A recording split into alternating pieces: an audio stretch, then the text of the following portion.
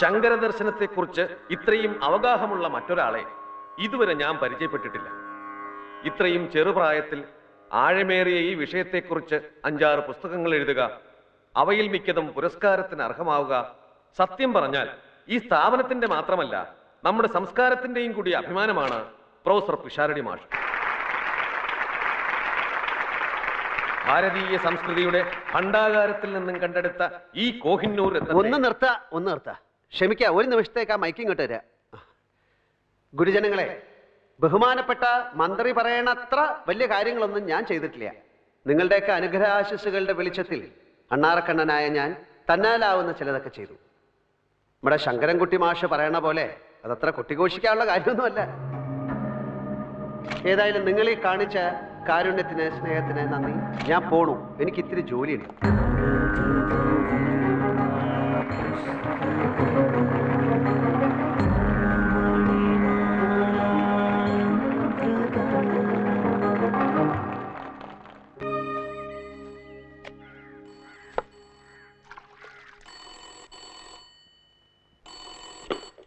Hello, ആ അമ്മയാ, ദാ കൊടുക്ക അച്ഛന്. ഗുരുവായൂരുന്ന് ഹരിയാ. ഹലോ, നിങ്ങളവിടെ 41 ദിവസം ഭജനം ഇരിക്കാൻ പോയതോ അതോ ഒന്ന് കുളിച്ചു വിടാൻ പോയതോ? അച്ഛന് വിശ്വാസം ഇല്ലാച്ചാൽ ലതയോട് ചോദിക്ക്. ശരിക്കും ഇവിടെ മീര മടങ്ങാൻ കൂട്ടാക്കണില്ല. ആ, നീ നിന്റെ ഭാര്യ നാക്കെടുത്താ കള്ളവല്ലാണ്ട് പറയൂ. അച്ഛന് വിശ്വാസം ഇല്ലാച്ചാല് ഫോൺ ലതയ്ക്ക് കൊടുക്കാം. ഹരിടാച്ച, ഇത് ഞാനാ ലത. എനിക്കറിയാം, ഊട്ടിയിൽ പോയിട്ട് ബാലൻസ് വെച്ച ഹണിമൂൺ നിങ്ങൾ ഗുരുവായൂർ ആഘോഷിച്ചു അല്ലേ? സത്യമായിട്ടും പറയാ, മീര മടങ്ങാൻ കൂട്ടാക്കഞ്ഞിട്ടാ. നിർമ്മാല്യം തൊഴിലും ചീട്ടാക്കലും പ്രസാദം വാങ്ങലും അവക്കിവിടെ മേൽശാന്തികൾ വലിയ തിരക്കാ. തന്നെ മീരയുടെ വെപ്രാളം കണ്ടാ തോന്നുക പണ്ഡിതരാജപ്പട്ടം കിട്ടിയത് അവൾക്കാന്നാ.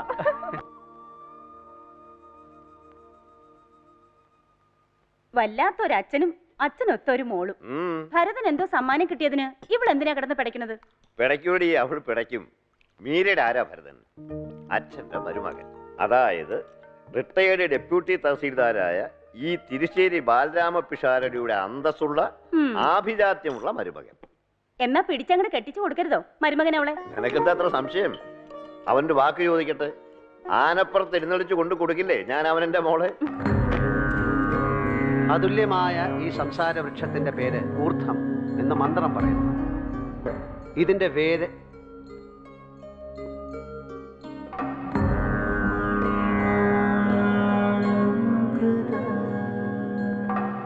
ബ്രഹ്മം സദാ ഈ രൂപം ധരിക്കുന്നുവെന്ന് ശങ്കര ഭവൽപാദ് വിവേക ചൂടാമണിയിലൂടെ സമർത്ഥിക്കുന്നു.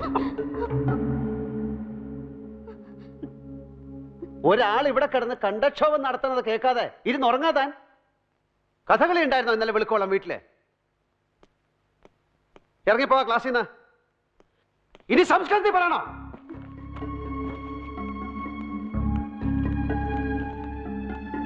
ആ, എവിടാ പറഞ്ഞു നിർത്തിയ? ബ്രഹ്മം സദാ ഈ രൂപം ധരിക്കുന്നുവെന്ന്. മാഷേ, മാഷേ,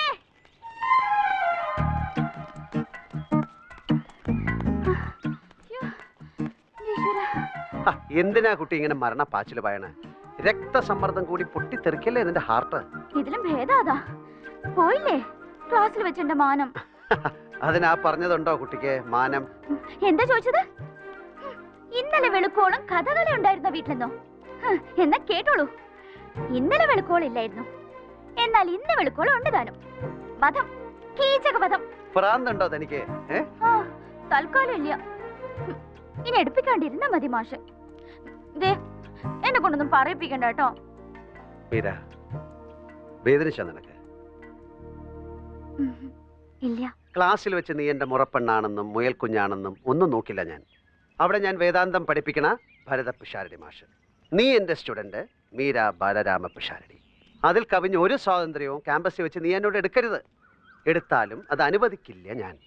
ഈടേറ്റന്റെ മാഷിന് അഹങ്കാരം ഇത്തിരി കൂടുണ്ടെന്ന് ഞാനും കേട്ടു. ക്യാമ്പസിലെ സ്വീകരണത്തിൽ പങ്കെടുത്തില്ലെന്നും കാല് പിടിച്ച് കൂട്ടിക്കൊണ്ടു വന്നപ്പോ പുരസ്കാരങ്ങളൊന്നും സ്വീകരിക്കാതെ ഇറങ്ങിപ്പോയി എന്നും ഒക്കെ കേട്ടു. അതിലൊക്കെ എന്താ അർത്ഥമുള്ളത് മീര? ഉണ്ട്, അർത്ഥമുണ്ട്. മനസ്സ് നെരിപ്പോട് പോലെ നീറി പിടിപ്പിച്ച് വലതും കുത്തിക്കുറിച്ചതിന് ഈശ്വരൻ തരുന്ന പുണ്യം അതൊക്കെ. പുറങ്കാലെടുത്ത് തട്ടിക്കളയരുത് മാഷെ. അതൊക്കെ എന്തിനാ എന്തിനാ മീര നീ എന്നെ ഇങ്ങനെ സ്നേഹിക്കണത്? കണ്ടിട്ടുണ്ടോ മാഷ് തൃശ്ശൂർ പൂരം? തിടമ്പെടുത്ത് നെറ്റിപ്പട്ടം കെട്ടി പൂരപ്പറമ്പിലെ പഞ്ചാരി മേളം കേട്ട് ചെവിയാട്ടി നിൽക്കണ തൃപ്രയാർ കേശവനെ കണ്ടിട്ടുണ്ടോ?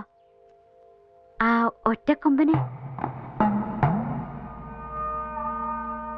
എന്തിനാ എന്തിനാ കുട്ടികൾ അതിനെ സ്നേഹിക്കണേ, ആരാധിക്കണേ?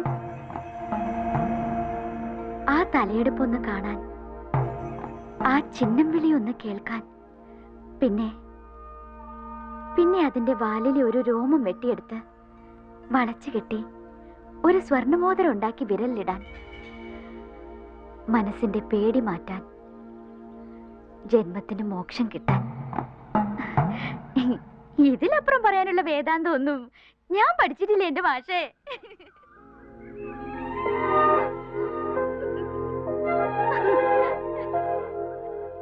മീര